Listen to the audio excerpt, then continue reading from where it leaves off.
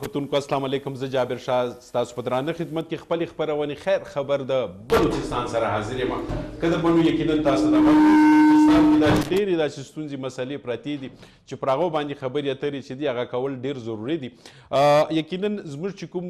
ویورز دي یا زموږ چې کوم کتونکي دي هغه د بلوچستان په ګوټ ګوټ کې پراته دي او د بلوچستان ولس چې دي هغه ای وي ټي چینل سره ډېره مینه لري. موږ د هغو ستانه کوو او هغوی قربانۍ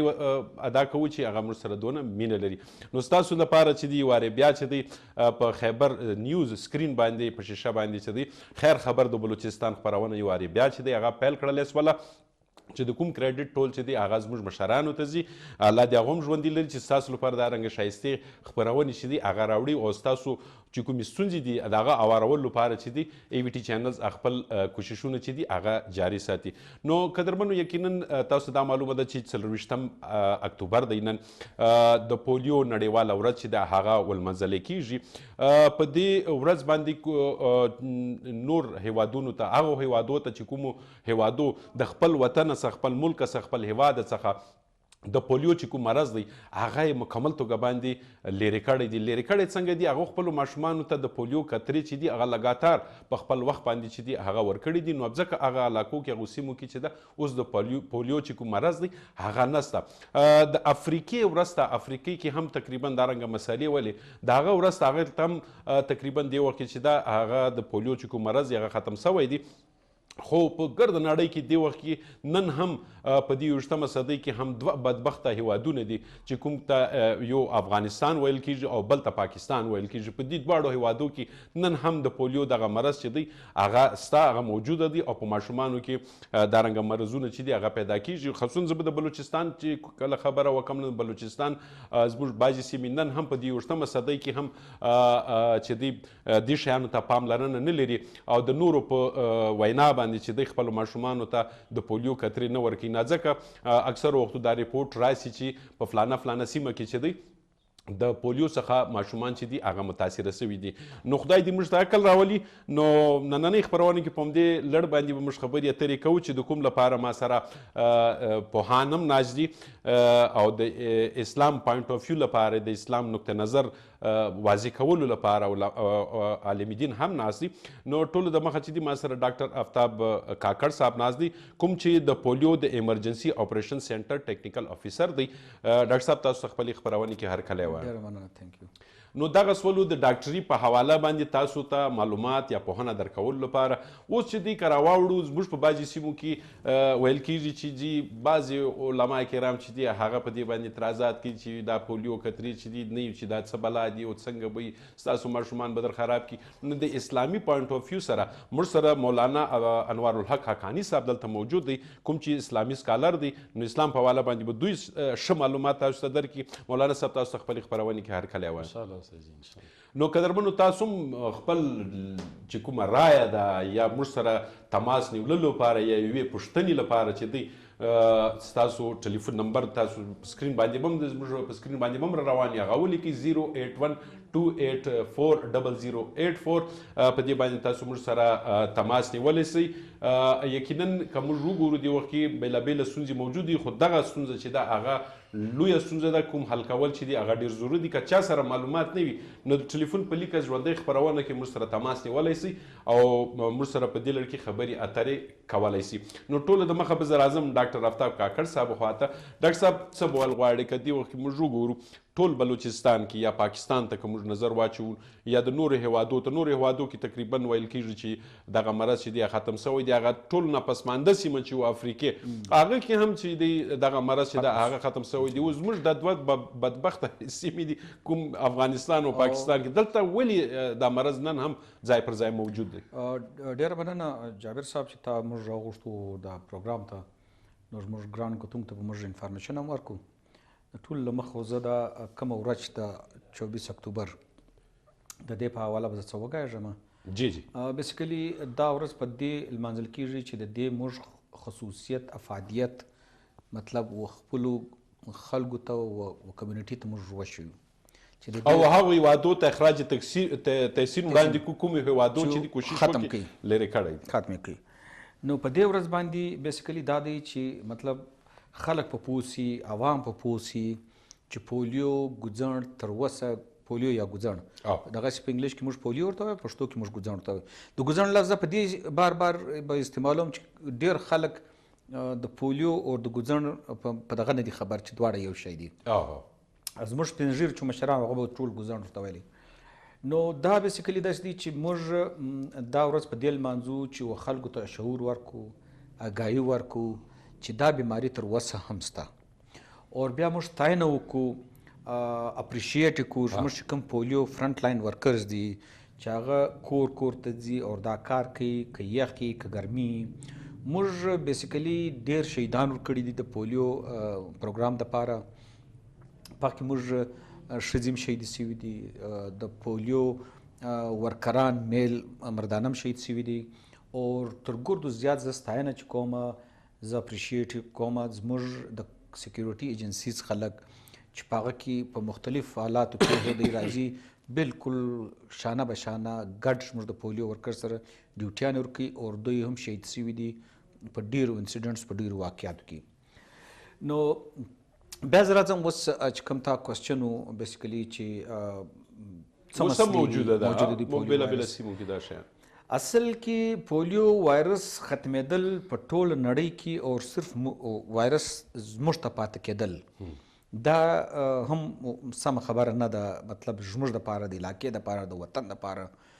د پاکستان دپاره چې پاکستان یو اټامیک پاور دی صحیح چې دوی مثال اټمي اسلحه جوړولی سي مطلب توپونه جوړولی سي جهازونه جوړولی سي خلک پوښتنې کوي له موږ څه چې یاره څه هغه کیسې دي څه وجه ده چې دوی تر اوسه څاڅکي ورکواستم لیکن بیا هم دغه بعض کیسز یې اصل کې مین وجه دا ده چې زه پر هر لاین باندې راځم یو پولیو ورکرز دي یو پولیو پروګرام خلک دي موږ چې پر های لیول باندې یو ان صوبایي لیول او په پاکستان په نیشنل لیول یو دی د ګورنمنت کمټمنټ صحیح دا ګر شان چې مثال پیرلل وي د دوی ټوټل کمټمنټ او اونرشپ دا د ټولو یو ډول بیا ختمېدلی سي دریم شی څلرم شی چې دی هغه د کمیونټي اونرشپ او کمیونټي په کار چې دا پروګرام اون کې دی ومني صحیح اوس موږ چې د کمیونټي اور موږ چې پولیو والا یا ګورنمنت بالا دا خلک چې دي دا سره مخامخ دي ټیک شو موږ ځو کورو د څاڅکي ورکړي لیکن د کمیونټي داسې خلک شته چې هغه زموږ پروګرام نه اکسپټوي صحیح ځینې خلک داسې دي چې هغه په کور کې موجود وي کشنیان موجود وي کشنیان پټ کړي وای نسته ځینې مخامخ راځي رفیوزل کوي رفیوزي دوی ناجایز له خپل ځان سره کوي د خپل دشمنانو سره کوي خپل دشمنانو په یو توګه که ورته وګورې دشمنان یې د خپلو ماشومانو ګوره یو کوچنی چې خدا نه خواسته دی چې ګوځړ مریضي وي دی به ټول عمر اپاهج اور دی به ډیپینډنټ پر مور پلار پر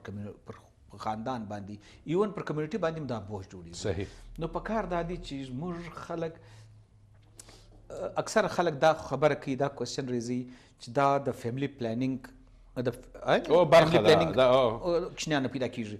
دا پروګرام زموږ شروع کړی دی په 2023 کې شروع کړی دی په 2023 کې د پاکستان آبادي 12 کروڑه 10 کروڑه 11 کروڑه ولا اوس زموږ آبادي 22 کروڑه ده صحیح نو ته سوچ وکړه که نو کمېدله خو نو کمه سوی به وایي صحیح نو خو نه ده کمه سوی نه دا د فیملی پلانینګ شی دی نه بل شی دی دا بالکل یو ویکسین دی چې هغه صرف او صرف د ګوځڼ د مریضي دپاره دا استعمالیږي اوس نن سبا کرونا راغلی ده په ګرد دنیا کې نارې دي دوی ویکسین جوړوي موږ د یو بیماري ویکسین لرو لیکن پر هغه باندې خلک کوېسچن راځي خلک ماشومانو ته نه ورکوي صحیح نو دا اصل کې بالکل زه دا منم چې دا د پروګرام چې کوم امپلیمنټر دی چې دا امپلیمنټوي هغه دومره مثال دومره نه دي پرمخ تللي چې دوی د کمیونټي کنوینس کړي په کار چې دغه زموږ پولیو پروګرام والا اور بیا دغه بار په کار دا دی چې کومه کمیونټي چې د زموږ هغه په کار دی چې زموږ خبره واوري دوی بیخي سره چې موږ چاله ورسو کور ته ووایي چې وروره دا څاڅکي ورکړه دوی نه ورکوي مطلب نو ته څه نظر لري آیا په دې کې هیواد دشمن عناصر ملوث نه دي چې زموږ د پاکستان نوی کل چې دی هغه په اردو کې ورته چې لنګړه لوله پیدا وجه اصل کې دا دی ګوره دا بالکل زموږ د قوم دشمنان دي چې کوم د خلک ویډیوز شیرې په سوشل میډیا باندې د پولیو د ګوزن د مریضي خلاف چې موږ کوم ویکسینیشن کوو بالکل دا د قوم دشمنان دي. ظاهره ده چې که زموږ قوم زموږ کشنیان تندرسته وي نو خو زموږ را روان فیوچر چې کوم دی هغه به تندرسته وي. که چیرې زموږ معاشره ناجوړه وي اپهجه وي نو ظاهره ده را روان زموږ کوم فیوچر دی کشنیان هغه ځوانان به هم دغه اپهجه وي. ګوره ډېره ساده خبره ده په 1988 کې په دنیا کې په ګر دنیا کې 3.5 لک څه وخت تر 15 لک پورې کیسز وو. صحیح. د ورځې زر 1500 کیسز براتله. پاکستان کې په کال کې په وخت کې په 88 کې 10,000 کیسز رپورټېدل. اوس ته سوچ وکړه هغه کیسز کم کم کم کم کم رالو موږ رالو 79 ته ودرېد یو کم اتیا کیسز دي. په افغانستان کې 250 دي. دا زموږ ټوټل کیسې تقریبا دا یو سل 22 کیسز به جوړیږي. ټیک قدرمنو تاسو هم موږ سره په دې خپرونه کې تماس نیولی سي. نمبر به بیا وارې بیا درته ووایم 081228008 باندې او په سکرین باندې په شیشه باندې هم دغه نمبر چې دی دا به روان وي. تاسو موږ سره ټلیفون په لیک هم پوښتنه کولی سئ د مرض په حواله باندې چې دا څونه ضروري دی چې موږ د ماشومانو ته پولیو کترې چې دي هغه ورکو. نو مولانا صاحب خواته راځو. مولانا انوار الحق حقانی صاحب، مولانا صاحب تاسو په څه ول غواړئ؟ لکه اکثرو ځایو کې نن هم د پسماندګي ښکار علاقو سیمو کې دا ماشومانو کیسونه چې دي دا رامنځته کیږي. نو هغو ذهني توګه باندې داسې خلکو جوړ کړي دي چې که دغه شی دې ورکوي نو بس د دین او اسلام څخه ووته. بسم الله الرحمن الرحیم الحمد لله وحده والصلاة والسلام على من لا نبي بعده. اوله ستاسو د خیبر نیوز تشکر ادا کوو چې دا د قوم د ملک کوم بچیان دي کوشنیان دي د هغوی علاج معالجې کې چې کوم د پولیو مهم دی او مختلف خلق اعتراضات لري شکوک و شبهات لري د هغې لرې کولو لپاره تاسو ماته هم دعوت ورکه او ډاکټر آفتاب صاحب محترم ته هم دعوت ورکه. نو ډاکټر صاحب خو چونکې طبي نقطه نظر سره هغه بهتر معلومات لري او انشاءالله څه یې پیش کړل مزید به هم پیش کوي. زه به عموما دینی حوالې سره دې باندې چې کوم خلقو شکوک و شبهات او اعتراضات دي وقتا فوقتا یا دې نه مخکې راغلي دي یا اوس هم د چا په ذهنونو کې دي هغې متعلق به زه څه دیني څنګه چې تاسو تپوس کوئ یا ممکنه سوالات وي خدشات وي هغې باندې بس دینی رایې چې دی هغه زه قایموم. ټولو کې اوله مسله دا ده چې د دنیا کې چې موږ وګورو نو د هر شي ماهرین موجود دي. صحیح. اور بیا قابل اعتماد خلق هم موجود وي. نو چې کوم موږ ته یو مسله درپیش وي نو موږ د هغه مسلې چې کوم ماهرین دي هغې طرف ته رجوع کوو د هغوی چې کومه رایه راشي هغې باندې موږ اعتماد کوو. صحیح. مثلا مکان جوړو نو مکان لپاره انجینیر پکار دی د انجینیر رای چې د هغې ته موږ احترام لرو او لرلو هم پکار دی د هغه په رای چلیږو. صحیح. دغه رنګې که صحت مسلې ناجوړه شي نو طبي دنیا کې غټ غټ ماهرین ډاکټران دي لیبارټریانې دي د هغې سپیشلیست حضرات موجود دي نو هغوی طرف ته موږ رجوع کوو او یو ډاکټر چې موږ ته څه پرهیز وښیي یا څه دوایانې وښیي کوم ترتیب چې د علاج معالجې هغې باندې موږ اعتماد هم کوو او هغې باندې عمل هم کوو او کول هم پکار دي. دغه رنګې که یو د جنگي او حربي امور د ملک ته دفاع مسله وي نو موږ د دفاعي ماهرین چې دي عسکري ماهرین چې دي هغوی رای ته اهمیت ورکو او هغوی طرف ته موږ رجوع کوو. صحیح. دینی مسایلو کې هم دغه رنګې غټ غټ علما شته دینی ادارې شته او مذهبي شخصیات شته. نو روزمره پیش مسایل چې هغې کې موږ هغوی طرف ته رجوع کوو او هغه چې موږ ته څه دینی رای قایمه کړي او موږ ته پیش کړي وړاندې کړي نو موږ هغې باندې اعتماد کوو. او قرآن حکیم ویلي هم دغه دي چې فاسألوا اهل الذکر ان کنتم لا تعلمون. کوم خلق چې ذکر والا خلق ته یعنی علم والا خلق ته معلومات والا خلق ته هغوی طرف ته تاسو رجوع کوئ که تاسو ته په خپله علم نه نو مذهبي حوالې باندې پولیو باندې د ډېرې زمانې نه ډېر اعتراضات یو اعتراض مثلا د شروع نه دا و چې دې کې تولیدي نظام چې دی د بچو مستقبل پیدا کېدو چې دی هغه به بیا بچیان نه کېږي صحیح یو اعتراض دا و هغې متعلق لکه اوس چې ډاکټر صاحب وی چې 1992 کې د پولیو مهم شروع شوی دی نو د 92 نه واخله اوسه پورې چې 2022 دی 2022 عیسوي کال دی نو 28 کاله وشو نو د 28 کاله کې خو یقینا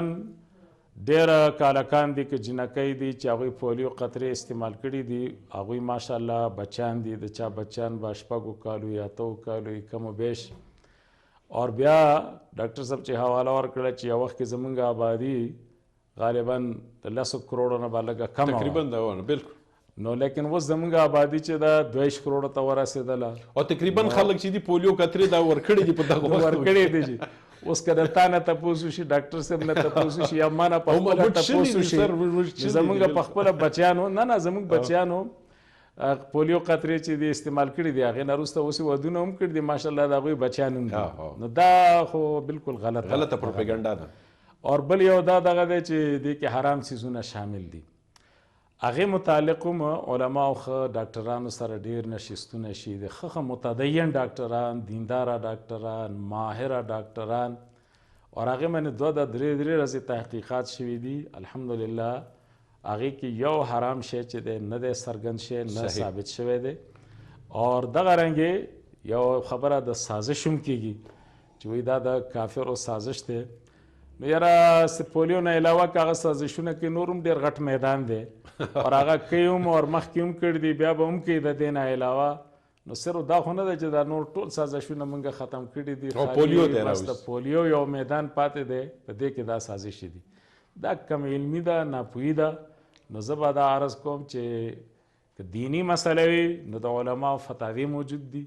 هغې طرف ته رجوع کوئ که طبي نقطه نظر سره ستاسو څه اشکالات دي د هغې ډاکټران موجود دي اور هغې کې د ډاکټرانو رای چې د هغه ومنئ ډاکټر صاحب پولیو ورکرز په دې لړ کې تاسو به څه نظر لرئ چې آیا د کوم ځایو کې لکه دارنګه کیسز رامخته سي آیا د دې مین وجه دغه ده چې هلته ورکرز رصد چې دی هغه نه ممکنه دی دوی نه دي ورغلي یا هغه خلک نه ورکوي ماشومانو ته قطرې داسې دي چې موږ بیخي ډېر ګرځو په کمیونټي کې په کلو کې په ښارو کې په غرو کې غرونه کراس هر ځای له ځو ته پوښتنه په خپله ګسته یو ځای وکړه په بلوچستان کې داسې کور نشته چې هلته پولیو والا نه ورسېدلی صحیح پولیو والا بالکل هر وخت موږ چې کوم مایکرو پلان دی موږ چې کوم نقشې جوړوو موږ ته داسې علاقه نشته چې هغه میس وي چې هغه پاتې سي هر ځای روسو اصل کې ځینې ځایو کې د پولیو د ټیمانو د کمیټمنټ هم ایشو شته ظاهره ده کور ته ولاړ سي سمه پوښتنه نه وکړي بس دستې راوځي 2 کوچنیان پیدا کړي 3 پیدا کړي یو پاته کړي دا شی موږ لیدلی دی نو په هغه کې بیا اصل کې داسې دی چې بیا موږ کوم هر ځای دارنګه ایشو په ګوته سي صحیح رامعلوم سي نو بیا دغه دپاره موږ بالکل خپل یو باقاعده ټریننګ پلان د کمپین له مخه په ټریننګ کې بیا موږ هغه شیان دوی ته وښیو چې په ځینې علاقې پلاني علاقه کې د پلاني ټیم څخه یو ټیم کوچنی پاته سوی دی بیا چې کوم موږ د پولیو دوران په پولیو په ورځو کې موږ ایوننګ ریویو میټینګ کیږي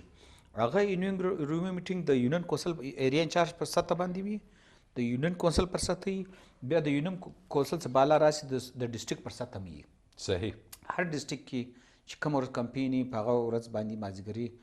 ماښام ټایم بیا ایوننګ ریویو میټینګ چې په ورځ باندې څه کارونه سوي دي که چیرې هلته داسې یو مونیټر ایشو دله په لاس راسي نو هغه بیا ور پر ګوته کړو موږ هغه علاقې والا ته چې وایي خپل ټیمان سم که نو دا ډېر کم دا ډول چې ما خو دا سوچ و فکر دی که زموږ نوي کل سره او زما د وطن سره که چا دښمني نه کولی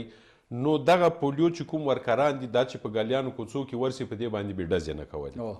او که دا خراب شوی وی چې زما معاشره ځینه تباه کېدلی نو هغو دهشتګردو به دغه خلک پرېښو چې پرېږده چې دا معاشره چې دا ور خرابه سي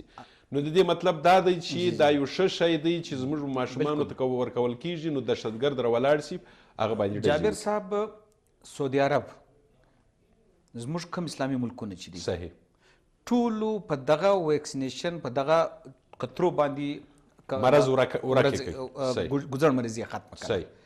د دې علاوه د دې بل هیڅ علاج نشته د واحد علاج چې دی هغه ویکسینیشن دی چونکه چې ما تا ته ویل خلک اوس ګرځي د کرونا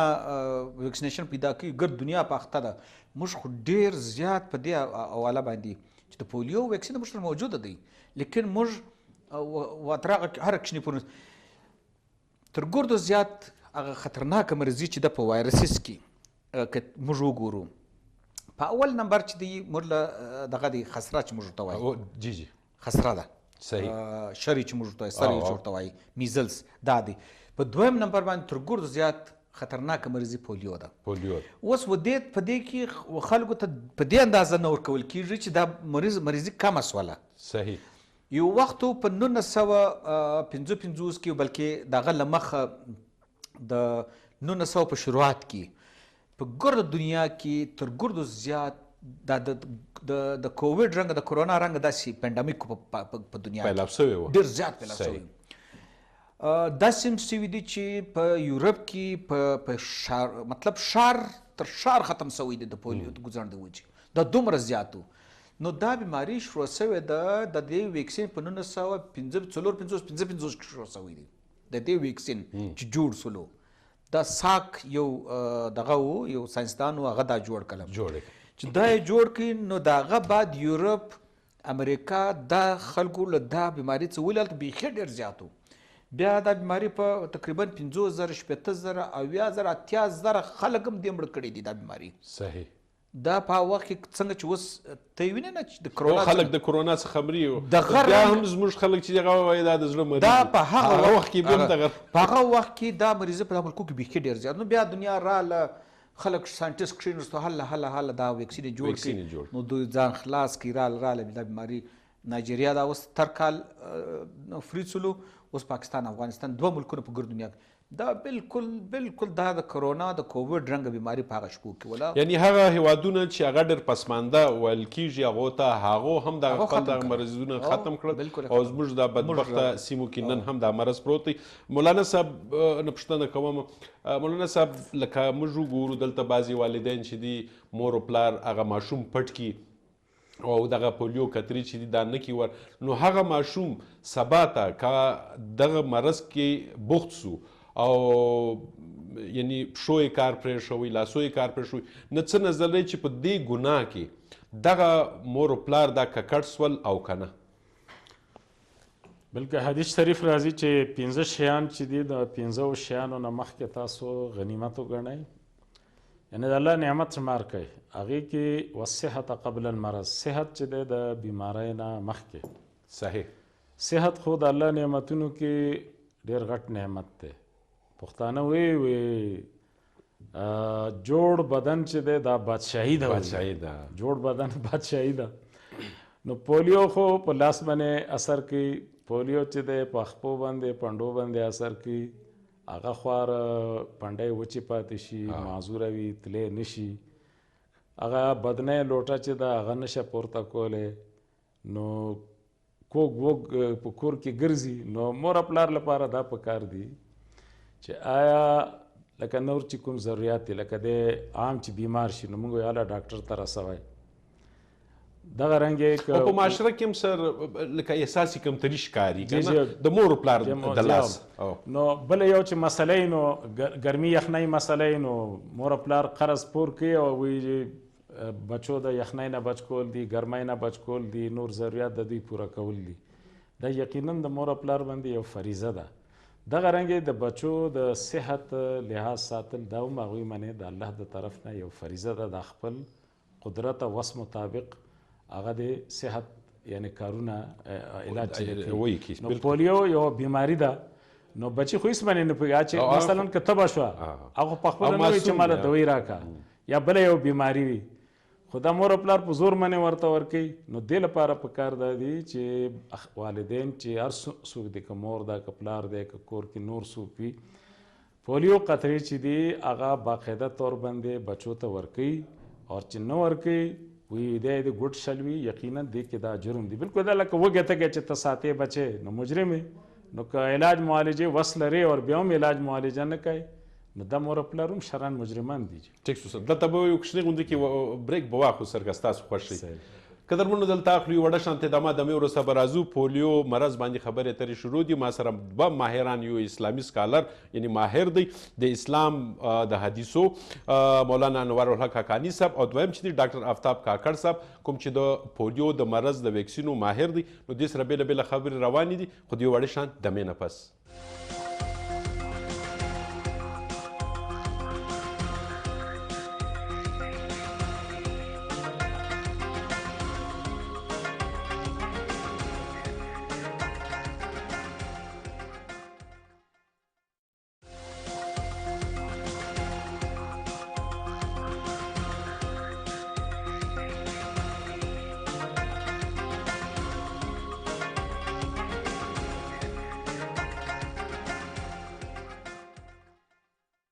قدرمنو تاسو ته خپلې خپرونې خیر خبر د بلوچستان کې وارې بیا هر کله وایم خبرې اترې روانې دي لایو یعنی ژوندۍ خپرونه ده په کوم کې چې ما سره میلمانه هم ناست دي. خبرې اترې کوو د پولیو مرض په هکله ولې چې دې وخت کې ګرد نړۍ کې ګردو ملکونو ګرد هیوادونو د خپلې سیمې د خپل علاقې د خپل ملک څخه دغه مرض چې دی هغه ورک کړی دی. موږ ولې په دې کې تر دې دمه پورې اخته یو افغانستان دی او پاکستان. نو دغه دواړه هیوادونه چې دي نن هم په دغه مرض کې بوخت دي او د پولیو چې کوم ټیمان وي ورکران وي یا دغه کارکوونکي چې وي پر هغو باندې دلته حملې هم کول کیږي او د یو سازش په توګه زموږ ماشومانو ته دغه کترې دا ودرول دوی کوي چې دا ودرېږي او دا سیستم بند شي چې دا ماشومانو ته دا کترې نه ورسیږي. دا هم یوه لویه دهشتګردي ده او کوم والدین یعنی مور او پلار چې دي خپلو ماشومانو ته چې کوم د پولیو دا کترې نه ورکوي او د پولیو چې کوم ورکران دي یا کارکوونکي دي کور ته چې ورته ودرېږي دروازه ورته وټکوي دوی خپل ماشومان چې کله ځینه پټ کړي نو دې مطلب دا دی چې دغه والدین یا دغه مور او پلار چې دي د خپل ماشوم دشمنان دي.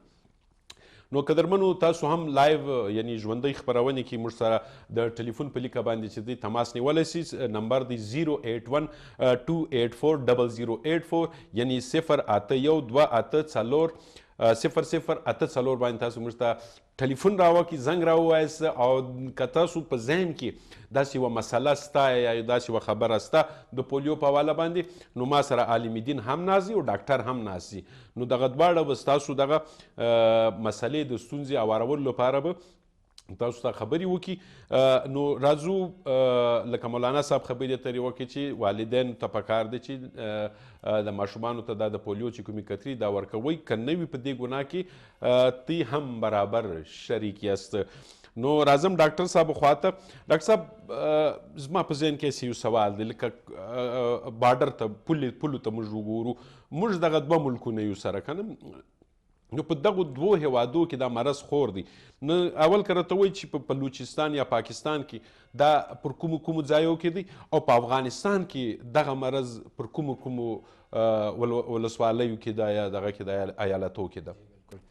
اصل کې داسې دی چې که زه د بلوچستان خبره وکړم داسې وویله چې په 23 کیسزو کې 12 کیسز موږ په کوټه پښینو کې لابرا کې دي. مطلب تر ګردو زیات انفیکټډ ډسټرکټس چې دي ودې ته موږ کوټه بلاک وایي. کوټه پښین کې عبدالله دا یو بلاک دی. یعنې د پولیو وایرس په دغه علاقو کې بیسیکلي ودې ته موږ د پولیو وایرس نلکۍ وایو دغه ډسټرکانو ته. دا ټایم کیسز له موږ سره ډېر زیات دي.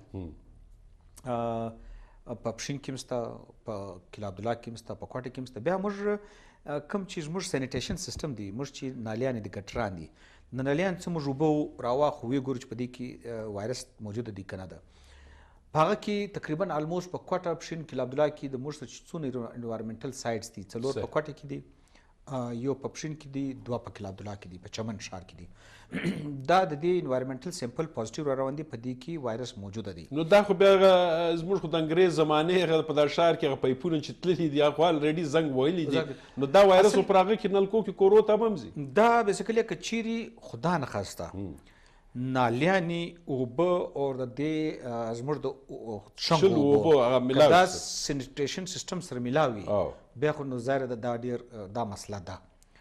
اور دویم دا دی چې دغه درې علاقې مال ډېر زیات وایرس لري. اور بیا په افغانستان کې اخواته زموږ په افغانستان کې داسې دی چې کوم دا موږ دوه علاقې دي، یو کوټه بلاک دی، یو کندهار بلاک دی. کندهار د دې تر مابینځ مومنټم ډېر زیات دی او تګ راتګ په ورځ کې تقریبا الموست 1.5 چې واخې 15 خلک مومنټ کوي، زیو راځي افغانستان ته ځي، د افغانستان څخه دلته راځي، د بارډر بالکل خلاص دی، خلک زیو راځي. همدارنګه په خیبر پښتونخوا کې تورخم دی، دغه د خلک زیو راځي. نو په دې کې وایرس کم دی. موږ چې بیا جنټیکل سیکوینسینګ ګورو، د کلا عبدالله خپل وایرس دی، خپل شیپ لري، د پښین خپل وایرس دی، د کوټ خپل وایرس دی، د ژوب خپل، د هر علاقې چې موږ انوایرمنټل سیمپل وګورو یا په کشني کې راسي موږ وایو دا د کلا عبدالله وایرس دی. که دغه وایرس په بل کشني کې راسي موږ وایو دا د کلا عبدالله وایرس تللی دی پښین له. که د پښین وایرس ولاړ سي کراچۍ له یعنې دغه رنګه وایرس دی، موږ وایو دا دغه رنګه د کندهار، د افغانستان، د لاهور، د کراچۍ، د اسلام آباد، د پېښور ګرد وایرس موږ ته معلومیږي. یعنې دغه وایرسونه چې دي بغیر د څه پاسپورټ او ویزې یو بل خواته روان دي. دغسې اوس موږ په انوایرمنټل سیمپل کې موږ چې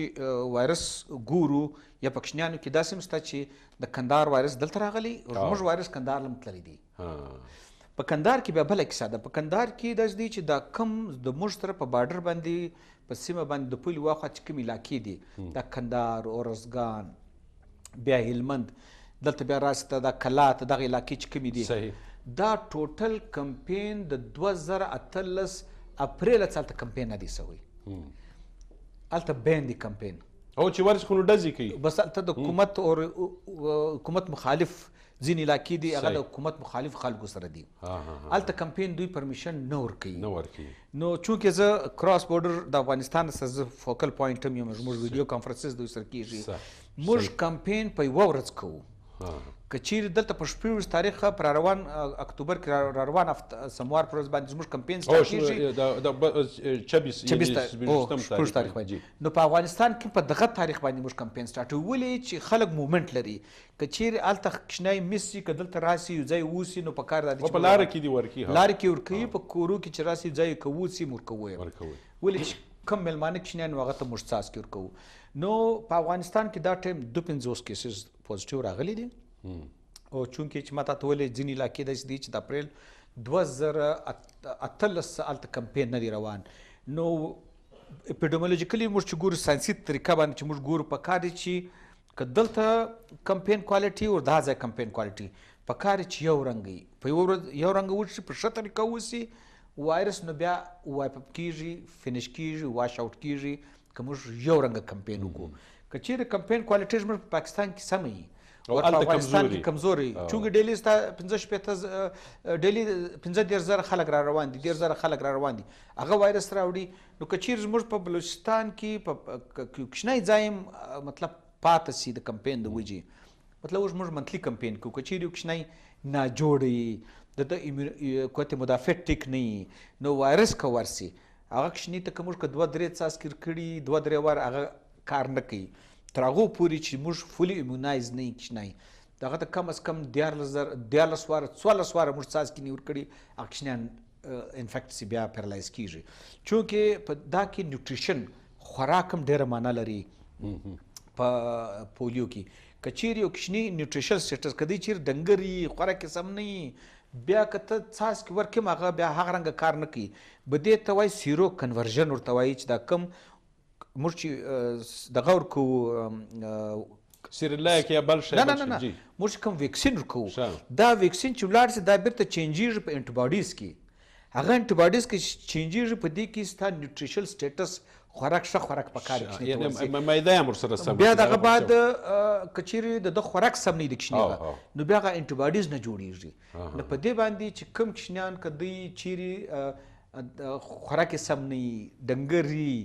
یعنې هغه بیا هغه انټیباډیز هم نه جوړېږي په دې باندې نو ظاهره ده چې دا وخوري نو 2-3 ګټې سوې که نه یو د مرض څخه بچاو سو بیا به خوراک به ښه کوي نو دغه بعد بیا ماشاءالله ویکسین هم کار کوي بالکل ویکسین هم نو په دې باندې په دغه علاقه کې وایرس موجوده دی او له بده مرغه دا بیماري چې ده انټرنیشنلي چې اوس ته وګورې دا وایي چې دا د پښتنو مرض دی که پاکستان دی پاکستان کې چې ته کیسز وګورې صحیح که چیرې په پنجاب کې دی که په سند کې دی پیرالایز کېږي کوچنیان پښتانه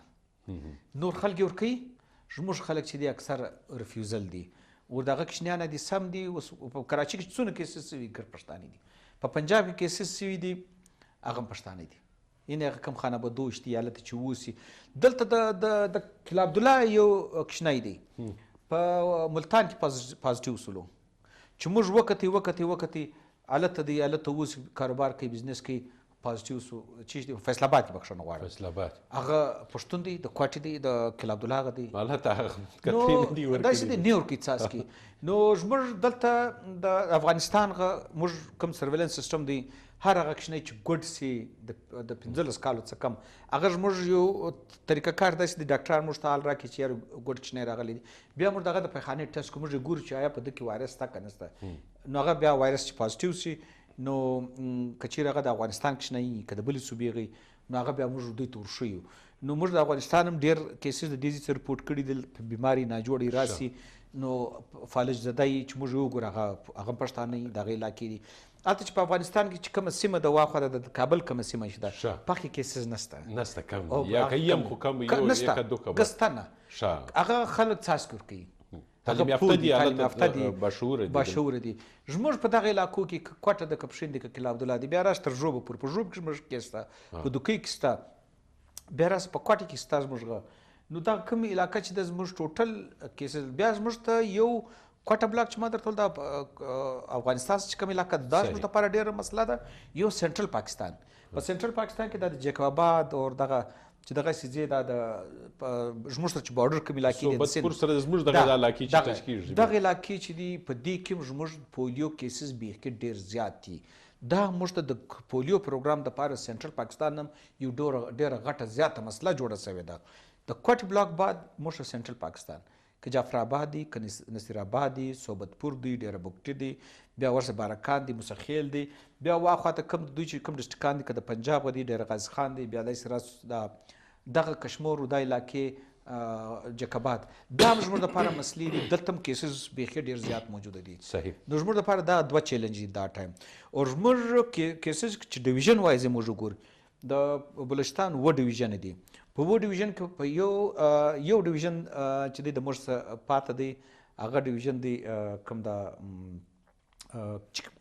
هیومن کیس نشته انساني کیس نشته هغه د خوزدار کلا ډیویژن دی لیکن انوایرمنټل کې په نالیانو کې کیسز پازیټیو را روان داسې علاقه د موږ سره په نشته دا ټایم په بلوچستان کې چې هلته وایرس نه وي په نالیانو کې که په انسان کې نه په نالیانو کې موجوده دی نو موږ دا ټایم ډېر سخت مطلب په مشکل حالات کې بیا دا کرونا راغله کرونا د وجې زموږ د اپریل کې په مارچ او په فبرवरी کې زموږ یو کمپین شوی دی مارچ کې په لیمیټډ ډسټرکټ کې دغه بعد بیا موږ کمپین نو کړی نو ظاهره ده چې په مارچ کې په فروری کې چې کوم هلک پیدا شوی دی یا کوچنی پیدا شوی هغه د 8 میاشتو دا ټایم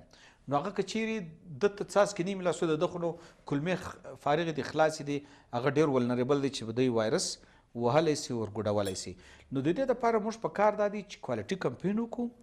او موږ ګران کتونکو ته دغه خواست دی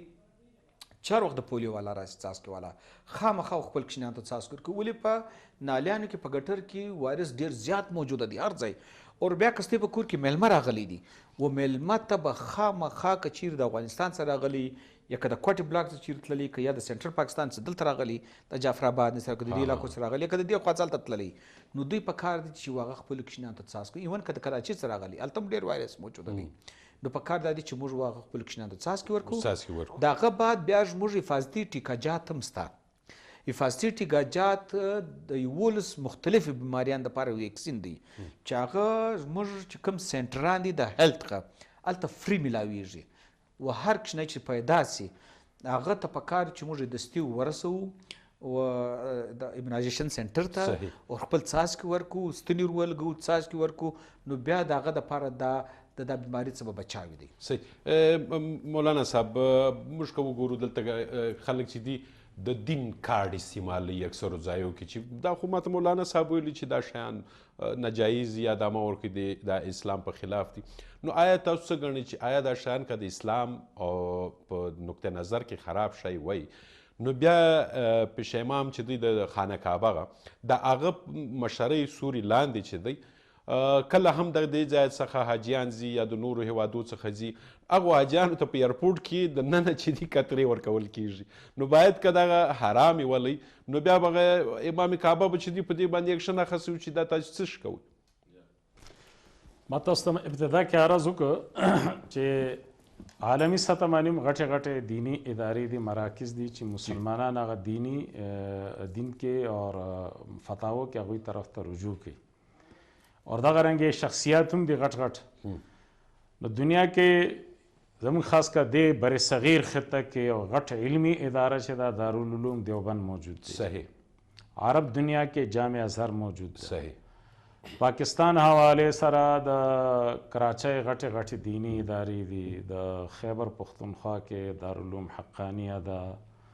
ماشاءالله. نور غټ غټ مذهبي علما دي. د پولیو سره واله سره چې کوم هغه کتابچې وي. صحیح.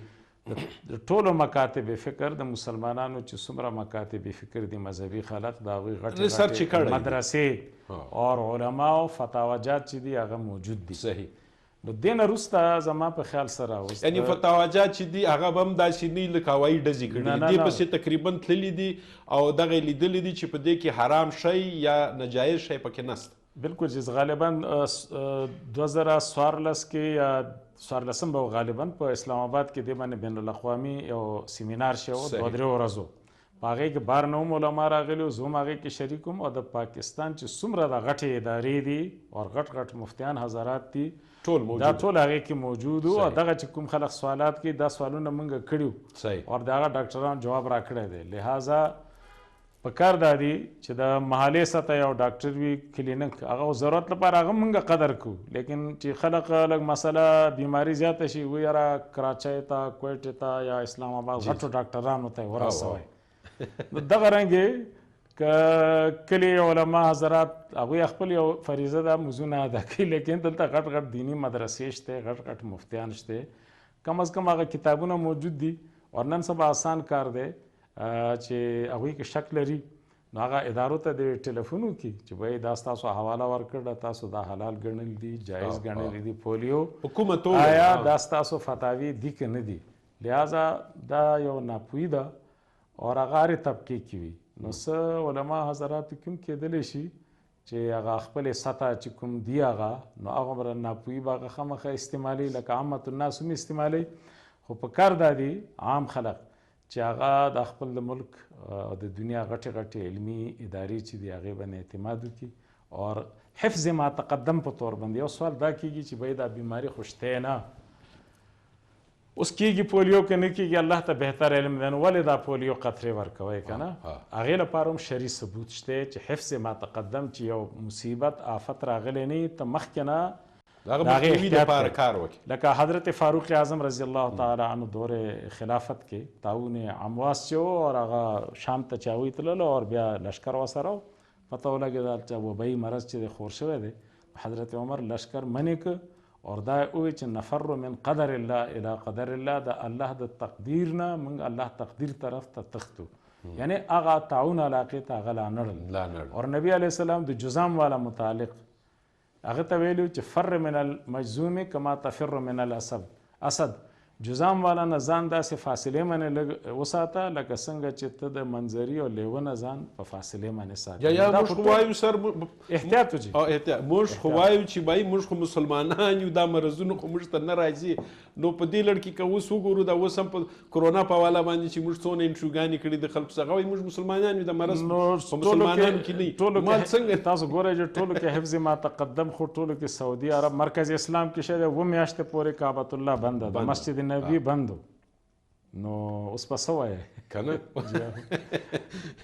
جی ډاکټر صاحب لکه مولانا صاحب وویلو چې کني دین اسلام کې هم د دې دغه نسته اعتراضات نسته غټ غټ مدرسو غټو چې د علماو کرامو چې جید علما دي هغه هم د کلیرنس کړی دی او دوی تللي دي بقاعده دغه کترې چې دي دا ټیسټ کړي یا هغوی لیدلي او پوره معلومات یې اخیستي بیرته راغلي او ولس ته یې هغه ټینګ مسلمانانو ته لا فتوی جاری کړي دي چې تی دا استعمال کړي دا یو جایز کار دی او د دې مخنیوی په دغو کترو باندې کیږي بله د دې لاره نسته او دیکن حرام شیان هم نسته نو بیا هم تاسو څه ریپورټ درله راځي په دغو علاقو کې چې خلک مین وجه څه شی بیانوي چې دا خلک یې نه ورکوي اصل کې داسې دی چې ډفرنټ وجوهات دي مختلف وجوهات دي څاڅکي نه ورکوي اصل کې ډېر خلک دا هم وایي تقریبا داسې وبوله چې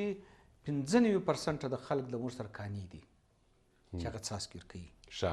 5% 6% 9% خلک داسې دي چې پخ کې ځینې اویلیبل نه پر کورو کې نه صحیح په مومنټ باندې ځینې خلک داسې مستا چې هغه ریفیوزل دي چې مطلب یاره ته څاڅکي له راځئ موږ ته د فلاني بیماري علاج ول نه راکوي موږ دغه ورته وایي چې د هر چا خپل یو کار دی اوس زه یم د پولیو په حواله باندې زه ټاکل سوی یم چې زه به د پولیو کمپین کامیابي ته رسوم په ګرد بلوچستان کې نو زه د پولیو کار کوم مولوی صاحب چې دی قاری صاحب انوار الحق صاحب دی امامت کوي نو ظاهر نو د هر چا خپل کار دی خپل فیلډ دی د هر چا خپل فیلډ زما خپل فیلډ دی زه به خپل کار کامیابوم یو سړی دی هغه د هیپاټایټس کار کوي د مریض د جړ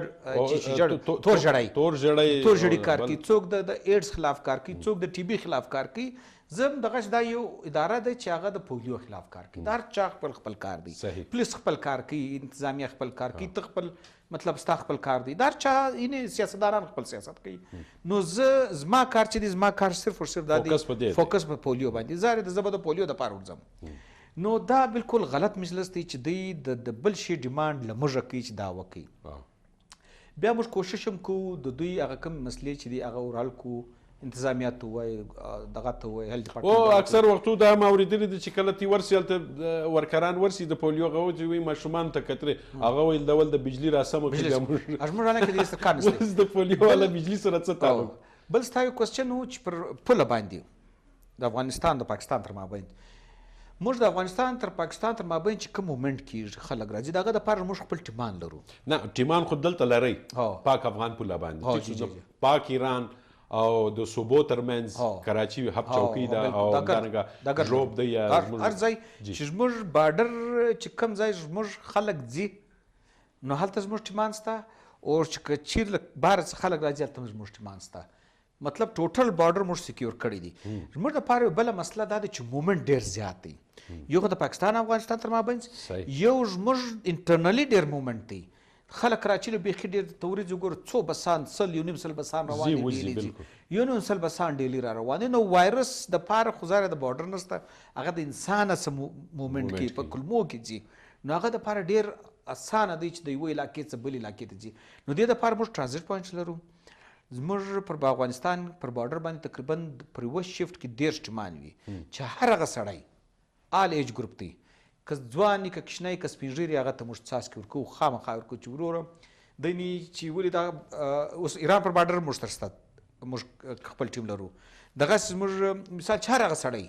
که د هر ایج ګروپ ښي موږ به هغه ته څاڅکي ورکوو و دې ته دا موږ آل ایج ګروپ ویکسینیشن وایو د دې هم ډېره فایده روانه ده چونکې چې کوم یعنې چار سړی که تا لیدلي سعودي عرب له چې ځي ایرپورټ سعودي ایرپورټ ته ورسي دوی به څاڅکي ورکوي نو دا سره یو قانون جوړ شو په ګرد دنیا کې که څوک هغه ملک له ځي چې چیرې وایرس موجوده دی که له هغه ځي او له هغه راځي هغه ته به موږ څاڅکي ورکوي شارټ کټ لفظو کې دا راته ووایه آیا دا رنګه بهتره نه دی چې پاسپورټ ویزا تر هغه سه پورې مه ورکړي چې څو پورې هغه د پولیو کارډ ورسره نه و بالکل دغسې دی اوس نو دا بدنامي سبب شو چې په ایرپورټو کې غټ خلک رانیولي او هغو ته کترې ورکوي بیخي که زموږ دپاره یو تور ټکی دی زموږ د پاکستان دپاره د ملک دپاره چې یاره موږ دونه غټ کارونه کړي دي موږ د کرونا کته وګورې موږ ډېر زر ځان خلاص کړه د خدای شکر دی زموږ سټریټیجیز ډېر شو موږ مطلب خلک کوم هغه سوشل ډسټنسینګ و کوم سوپی چې هغه دوی فالو کو چونکې چې موږ په پولیو دغه کووډ کې زه فوکل پوینټ وم EOC ایمرجنسي اپریشن سنټر د او بلوچستان چا چې احتیاط نه کوي هغه لاړ هغه خورکین انفیکټس ور لاړو.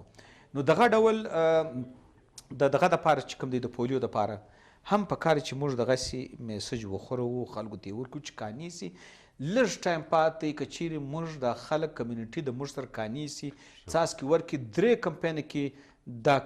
دا وایرس دغه مریضي څخه زه به مولانا صاحب خواته راسم ولې پروګرام بیخي سره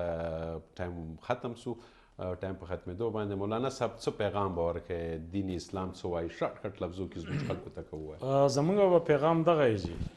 وایي حدیث کې راځي چې ځان له کوم شی خوښی هغه بل مسلمان له هم هغه خوښوه. زما خپل کور کې بچیان دي نسیان مې هم شته خپل بچیان مې هم دي. کله نه چې د پولیو مهم شروع شوی دی او د ټیمان راغلي دي موږ یو رکاوټ نه دی اچولی او بچو ته پولیو قطرې ورکولي دي. نو عامو مسلمانانو ته هم زما دغه درخواست دی چې دینی اعتبار سره شرعي اعتبار سره دی کې هیڅ قباحت نشته او طبي نقطه نظر سره دا ضروری دی اور عالمی دباو هم دی چې نورې دنیا نه پولیو ختمه شوې ده پاکستان کې موجود ده. نو مهرباني دی وکړي والدین د کورونو خلق کله چې د پولیو ټیمونه راځي هغوی سره د ښه تعاون وکړي د احترام په نظر دی وګوري اور دا د دې محسنین دي اور خپلو بچو باندې د شفقت وکړي اور پولیو قطرې دې ورته ورکړي. زما دعا ده چې الله پاک دې هغه ورځ موږ ته راولي چې د پاکستان نه پولیو کیسونه چې دي هغه بالکل ختم شي اور پولیو فری پاکستان چې دغه جوړ شي. ډېره مننه سر شارټ کټ لفظو کې 2 نقطو کې سره کوېشن اکثره چې خلک کې له ما څخه له خلکو څخه کوي چې تی بار ول راځي بار په دې ځو چې کوم د پولیو ویکسین چې دی موږ څاڅکي ورکو دا تقریبا 15 تر 20 ورځې پورې په کلمو کې صحیح بیا دغه بعد لاړ سي. نو کلمې چې ولاړ سي ظاهره د بیا کلمې بیرته خالي شي که چیرې وایرس راسي نو کښینی بیرته ګوډوي. نو موږ په دې باندې کوشش کوو چې هغه کم کلمې دي هغه موږ هر وخت پیک ساتو خلا چې وي هغه بیرته ډکو. په دې باندې موږ هره میاشت راځو او 15 کالو پورې دا ډېر ضروري دی چې ورکښینې ته موږ ورکو. زما پیغام دا دی ګرانو کتونکو ته چې په کار خو دا دی چې له دا مریضي څخه موږ ډېر وختي ځان خلاص کړی وایم. ډېر داسې ملکونه شته چې تر موږ ډېر کمزوره دي په معاشي طور او په هیلث سیستم کې موږ ډېر ښه سټرانګ سیستمز لرو. دغه باوجود هم موږ دا پولیو وایرس په خپل ملک کې په وطن کې په علاقو کې لرو. که چیرې موږ خپل کوچنیانو ته څاڅکي ورکړو دا موږ عهد وکړو نن 24 اکتوبر هم دی په کار دا دی چې را روان 24 اکتوبر 2021 کې موږ پولیو فری سو موږ کیسز ختم کو او موږ به یو ظاهره ده د دې بیا وکټري جوړو چې کیسز ختم سو. ټیک سو ډېره مننه ډاکټر صاحب ستاسو هم ډېره مننه ډاکټر آفتاب کاکړ صاحب کور دی ودان چې تاسو موږ خپرونې ته رالي مولانا انوار الحق کاکاني صاحب ستاسو هم کور ودان چې تاسو قیمتي وخت ویستئ او موږ ته رالي سر. نو یقینا قدرمنو د پولیو کومه چې قومي ایمرجنسي اپریشن سنټر اسلام آباد دی دغه څخه یو بیان چې دی هغه جاري کړل سوی دی. ویل کېږي چې 26 اکتوبر نه تر 1 نومبر پورې د پولیو مهم چې دی هغه شروع کول کېږي. کوم به چې د هیواد په 128 ضلعو کې 13 میلیونه ماشومانو ته به د پولیو قطرې چې دي هغه ورکول کېږي. بلوچستان کې موږ سره 13 اضلاعي دي چې دا هم پکې شامل دي. دلته به هم د پولیو چې کوم قطرې دي دا د ماشومانو ته ورکول کېږي. یقینا زه خو به دا خبره وکړم چې خپلو ماشومانو ته د پولیو مخنیوي 2 قطرې ورکړي او د خپلو ماشومانو چې کوم سباوون دی هغه خوندي کړي. همدې زما خپرونه پای ته ورسېده. انشاءالله نور خپرونه کې به نورې موضوع سره راځم. تر هغه څه پورې ما جابر شاه او ما سره ناست میلمنو ته ورکړي اجازه د الله په امان او دعاګانو کې مې ضروري اساتئ.